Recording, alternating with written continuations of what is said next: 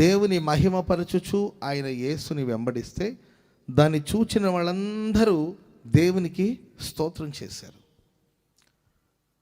మనం దేవుని వెంబడించినప్పుడు, దేవుని మహిమపరచుచు ఆయన వెంబడించినప్పుడు దాన్ని చూసిన ప్రజలందరూ కూడా దేవుని స్తుతించేటట్లు ఉండాలి. నీవు ఆయన వెంబడించడం. యేసుప్రభు అన్నాడు, నా గొర్రెలు నా స్వరాన్ని వింటాయి, అవి నన్ను వెంబడిస్తాయి, వాటికి నేను నిత్య జీవాన్ని ప్రసాదిస్తాను. సాక్షాత్తు ప్రభు కొందరిని నన్ను వెంబడించమని అడిగారు, కానీ వాళ్ళు వెంబడించలేకపోయారు. సాక్షాత్తు దేవుడే కొందరిని, బాబు నీవు నన్ను వెంబడించుము అని చెప్పినప్పుడు కొందరు కొన్ని కారణాలు చెప్పుకుంటూ వచ్చారు. అయ్యో మా నాన్న పోయారు, ఆయన పాతి పెట్టాలి, సో పాతి పెట్టడానికి వెళుతున్నారంటే ప్రభు అన్నారు, మృతుల్ని పాతి పెడతారు, నీ వచ్చి నన్ను వెంబడించమన్నారు. ఓ ధనవంతుడు యేసు ప్రభు దగ్గరికి వచ్చాడు.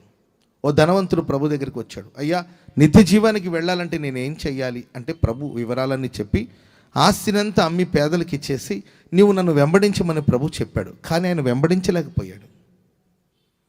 ఈ లోకంలో దేవుడు ఆయన్ని వెంబడించడానికి, ఆయన అనుసరించడానికి ఎన్నో అవకాశాలు ఇస్తాడు. సాక్షాత్తు ప్రభువే చెప్పాడు నన్ను వెంబడించమని. కొందరు ఆయన వెంబడించకుండా ఏదో కుంటి సాకులు చెప్పి, ఏదో కారణాలు చెప్పి ఆయన అడుగుజాడలో నడవకుండా కుడి ఎడములకు తొలగిపోవడం మనం చూస్తున్నాం. ప్రియులారా, ఆ ధనవంతుడు వెంబడించకపోవడానికి కారణాలు ఏంటంటే అతడు చాలా ఆస్తిపరుడంట. నేను అంటాను, ఆస్తి గొప్ప విషయమేనా? దేవుని వెంబడించిన వాళ్ళు ఎవరు ఆస్తిపరులుగా లేరా? పరిశుద్ధ గ్రంథంలో అబ్రహాముని దేవుడు ఆశీర్వదించలేదా? గొర్రెలు, మేకలు, పశువులు, మంద. లోతు అబ్రహాము కలిసి నివసించలేనంత ఆస్తిని దేవుడు అబ్రహాముకి ఇవ్వలేదా? ఒక చేతి కర్రతో నది దాటి అవతలికి వెళ్ళాడు కదా యాకోబు. 2 గుంపులుగా ఆయన ఆశీర్వదించబడలేదా? 20 సంవత్సరాలు గొర్రెలు, మేకలు, పశువుల మంద గొప్ప సమూహాలుగా మారలేదా యాకోబు? ఇస్సాకు ఆ దేశమందు ఉండి విత్తనాలు వేస్తే 100 పంటలు పండలేదా? శత్రులు అసూయపడేటట్లు ఈయన ఆశీర్వదించబడలేదా? ఎక్కడెక్కడైతే అడుగు పెడతాడో అడుగుపెట్టిన చోటల్లా బావులు త్రవ్వుతుంటే జలలు కలిగిన నీటి ఊటలు రాలేదా? ఊజు దేశమంతట్లో యోబు అంతటి గొప్పవాడు ఎవరు లేరు, అంతటి ఆస్తిపరుడు లేడు అని లేఖనాలు రాయబడలేదా?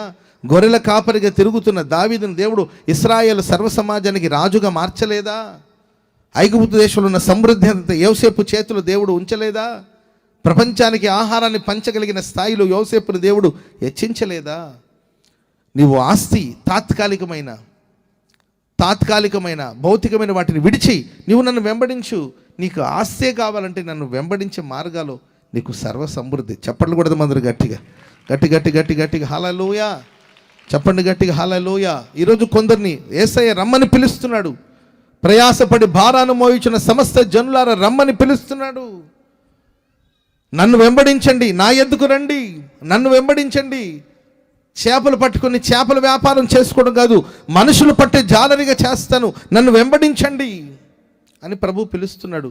కానీ కొందరు దేవుని పిలుపుని పెడచెవిని పెట్టి వాళ్ళ పనులను నిమగ్నం అయిపోయి ఈ తాత్కాలికమైన భౌతికమైన కార్యాలను పట్టుకొని ఊగుతూ ఈ లౌకికమైన కార్యక్రమాల కోసం, అల్పకాల పాప భోగాల కోసం, ధనాపేక్షతో మనిషి కొనసాగించబడడం, లేకపోతే లోకాల్లో ఉన్న బంధాల కోసం, బాంధవ్యాల కోసం, మనుషుల ప్రేమ అభిమానాల కోసం మనిషి ఈ భౌతికమైన కార్యక్రమాల్లో మునిగి తేలి ప్రాకులాడడం మనం చూస్తున్నాం. కానీ ఇక్కడ ఈ గుడ్డివాడి గురించి మనం చూస్తాం. చూపు పొంది ఆయన వెంటనే చూపు పొందాడంట. స్తోత్రం చెప్పండి అందరు గట్టిగా, చెప్పండి గట్టిగా హల్లెలూయా. మనం ఆరాధించే దేవుడు వెనువెంటనే మనకు సహాయం చేసే దేవుడు. స్తోత్రం చెప్పండి అందరు గట్టిగా. నీ విశ్వాసమే నిన్ను స్వస్థపరిచింది, చూపు పొందు అని ప్రభు అన్నాడండి. నీ విశ్వాసం ద్వారా నీవు స్వస్థత పొందావు, చూపు పొందావంటే వెనువెంటనే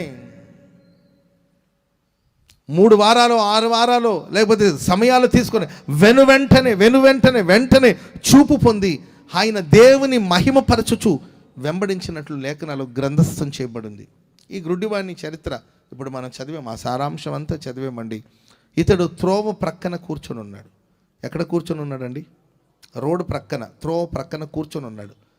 జనసమూహం అంతా ఆ త్రోవలు దాటి వెళ్ళిపోతున్నారు, ఈయన మాత్రం ఆ త్రోవ పక్కన ఉండిపోయాడు. ఒక రోడ్డు, ఓ బైపాస్ రోడ్ ఉందనుకోండి, ఆ రోడ్ ఎందుకు వేశారు చెప్పండి? ఓ బైపాస్ రోడ్ కానీ లేకపోతే మన వీధిలో ఒక రోడ్ ఉందనుకోండి, దేనికోసం ఏర్పాటు చేశారు ఆ రోడ్డు, ఆ బజార్? ఎందుకంటే అందరూ నడిచి ముందుకు వెళ్ళాలి.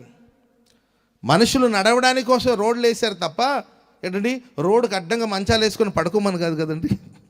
మనకు తెలియక అప్పుడప్పుడు రోడ్డుకి అడ్డంగా మంచం వేసుకొని పడుకొని నిద్రపోతుంటారు. ఆ దారి ఎందుకుంది, త్రోవ ఎందుకుందంటే అందరూ నడిచి వెళ్ళాలి, ముందుకు వెళ్ళాలని త్రోవను ఏర్పాటు చేయాలి. కానీ ఇతని పరిస్థితి ఏంటంటే త్రోవ ప్రక్కన కూర్చొని ఉన్నారు. తన సమకాలికులు, లేకపోతే తన తోటి వాళ్ళు, లేకపోతే తనకు తెలిసిన వాళ్ళు, తన స్నేహితులు, తన బంధుమిత్రులు చాలామంది ఆ త్రోవలో నడిచి దాటి ముందుకు వెళ్ళిపోతున్నారు. ఈయన మాత్రం త్రోవ ప్రక్కన కూర్చుండిపోయాడు. ఈ ప్రశస్త రాత్రి ఇక్కడ కూడి వచ్చిన మీ జీవితాలు ఓ కూర్చొని అనుభవం.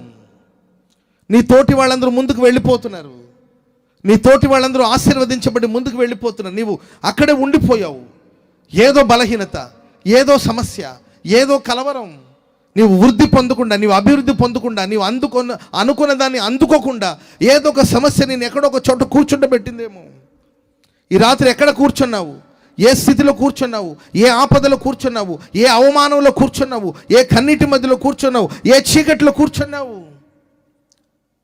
ప్రియులారా, ప్రభు అయిన యేసుక్రీస్తు వారు ఆ గుడ్డివాడిని వెతుక్కుంటూ వచ్చాడు. చప్పట్లు కొడదాం మందరు గట్టిగా, గట్టి గట్టి గట్టి గట్టిగా హల్లెలూయా. అనుకోకుండా దేవుడు ఆ మార్గంలో రాలేదు. అనుకోకుండా దేవుడు ఆ మార్గంలో రాలేదు. ఒక చీకట్లో ఉన్న వ్యక్తికి వెలుగును నింపడానికి, చీకట్లో మరణాంధకారంలో కూర్చున్న వ్యక్తికి ఆశ్చర్యకరమైన వెలుగుని అందించడానికి కోసమే ఆ రోజు ప్రభు ఆ మార్గాన్ని వచ్చాడు.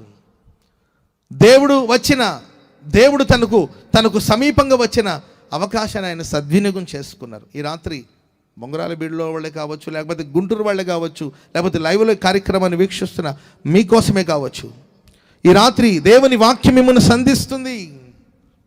వాక్యమై ఉన్న దేవుడు మిమ్మల్ని సమీపిస్తున్నాడు. ఇప్పటికే పలు పర్యాయాలు దేవునితో మాట్లాడాడు, పలు పర్యాయాలు దేవుని వాక్యం నిన్ను సంధిస్తూ వచ్చింది. ఈ రాత్రైన దేవుని వాక్యానికి చెవియొగ్గి దేవుడిచ్చిన అవకాశాన్ని సద్వినియోగం చేసుకొని నీ జీవితాన్ని మార్చుకోవడానికి ఇష్టపడతావా? లేకపోతే నా బతికింతే, నేను ఇక్కడే ఉంటా, నేను ఇక్కడే తింటా, నేను ఇక్కడే ఉంటా, నా బ్రతికింతే, నన్ను ఎవరు మార్చలేరు, నేను ఇలాగే ఉంటాను అనే స్థితిలో ఉంటావా? లేకపోతే లేక తనకు వచ్చిన ఒక అవకాశాన్ని సద్వినియోగం చేసుకున్నాడు. తనను వెంబడిస్తున్న శిష్యులకు దేవుడు ఎన్నో సంగతులు, మీరు ఆ పై వచనాలను కూడా చదవండి తర్వాత, తనను వెంబడిస్తున్న శిష్యులకి యేసయ్య ఎన్నో విషయాలు చెప్పినప్పటికీ వాళ్ళు గ్రహించని స్థితిలో ఉన్నారు. గ్రహింపు లేదు. దేవుడు మాట్లాడుతున్నాడు, అర్థం చేసుకోలేని స్థితిలో ఉన్నారు. అనాలోచనగా ఉన్నట్టున్నారు. ఆయన మరణ పునరుద్ధానాన్ని గురించిన సత్యం గ్రహించలేకపోయారు. ఎన్నో పర్యాయాలు నీతో ప్రభు మాట్లాడారేమో, గ్రహించలేని స్థితిలో, అవకాశాన్ని సద్వినియోగం చేసుకోలేని స్థితిలో నీవు ఉన్నావా? లేకపోతే ఆ త్రోవ ప్రక్కలో ఉన్న ఆ గుడ్డివాడు తనకు వచ్చిన అవకాశాన్ని జార విడవలేదండి. ఈ రోజు పోతే మరలా నా లైఫ్లో ఈరోజు వస్తుందో లేదో తెలీదు, ఈ రోజు పోతే నా జీవితం మరలా బాగుపడుతుందో లేదో తెలీదు. నేను బాగుపడాలంటే ఈరోజే బాగుపడాలి. చప్పట్లు కూడా మందరు గట్టిగా గట్టి గట్టి గట్టిగా హల్లెలూయా. రేపు విందాంలే దేవుని వాక్యం, రేపు మార్చుకుందాంలే, రేపు బాప్తిస్మం పొందుదాంలే, రేపు మారు మనసు పొందుదాంలే, రేపటి రోజు నా జీవితానికి మార్పు వస్తుంది లేని రేపటి గురించి ఎదురు చూడలేదండి. ఇదే సమయం, ఇదే అనుకూలమైన సమయం, ఇదే రక్షణా దినం. ఈ అనుకూల సమయం అందే దేవుడు నా మొరను వింటాడు. ఈరోజు నా జీవితంలోనికి మార్పు రావాలని ఎందరో తన జీవితంలో దాటి వెళ్ళిపోయారండి. నా జీవితం ఇక్కడే ఉండిపోకూడదని ఒక నిర్ణయానికి వచ్చాడండి. ఆ కూర్చున్న చోటు నుండి దావీదు కుమారుడా కరుణించమని కేకలు వేశాడు. స్తోత్రం చెప్పండి అందరూ గట్టిగా.